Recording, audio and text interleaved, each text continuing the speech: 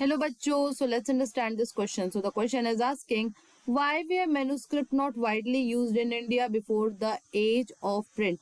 मतलब कि जो ये manuscript थे वो आपका इंडिया में क्यों नहीं यूज होते थे जो प्रिंट का एज था उससे पहले भी। तो चलिए इसे की कंसेप्ट को समझते हैं। तो उसका की कंसेप्ट होगा मैन्युस्क्रिप्ट। अब ये जो मैन्युस्क्रिप्ट होते हैं ना, ये हैंड रिटन रिकॉर्ड्स होते हैं। हैंड रिटन रिकॉर्ड्स मतलब होते हैं जो आप अपने हाथों से लिखे, ठीक है।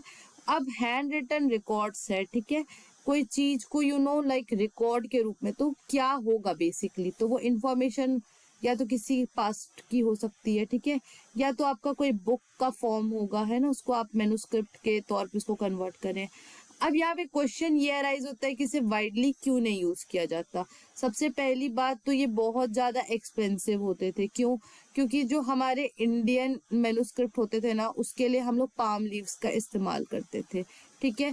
अब ऑब्वियसली सी बात है, ठीक है, कि अगर आप कोई बहुत बड़ी बुक है, ठीक है, उसमें बहुत सारे संस्कृत के वर्ड्स दिए हुए हैं, ठीक है, और आप उसे हाथ से लिख रहे हैं, तो ऑब्वियसली सी बात है मेहनत तो बहुत लगेगी और साथ में वो एक्सपेंसिव भी होगा।